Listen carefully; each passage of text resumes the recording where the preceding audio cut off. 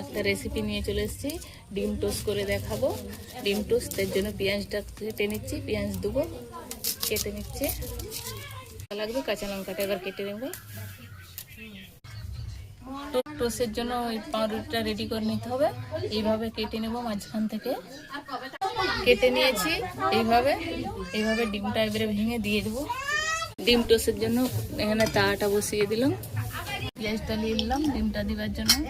পেঁয়াজ কাঁচা লঙ্কা আগে থেকে কেটে রেখেছিলাম, এবারে দিয়ে দিলাম। তারপর লবণ দিয়ে দিলাম, লঙ্কা গুঁড়ি দিয়ে দিলাম, ভেঙে দিয়ে দিলাম ডিমটা। এইভাবে ফেটে নিচ্ছি।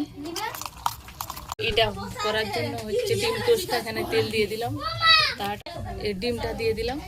ডিম টোস্টের জন্য ডিমটা দিয়ে দিলাম। ডিম টোস্টের জন্য পাউরুটিগুলো দিয়ে এখানে দিয়ে দিলাম ডিমে। এইভাবে করে দিয়ে দিচ্ছি। আরেকটা করে নেব, আর তার জন্য পেঁয়াজ কুচি দিয়ে দিচ্ছি। একটা দেখিয়েছিলাম, আরেকটা করে দেখাচ্ছি।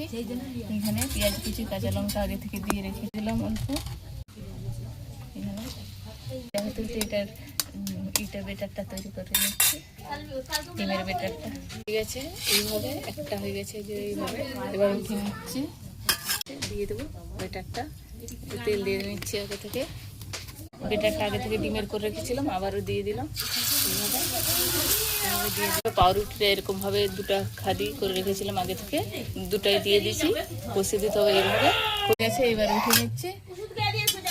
পাউরুটির এরকম টোস্টটা বানিয়ে খেয়ে দেখবেন কত সুন্দর হয়েছে, কত সুন্দর। এইভাবে ছোট থেকে বড় সবাই পছন্দ করবে, খুব সুন্দর খেতে লাগে।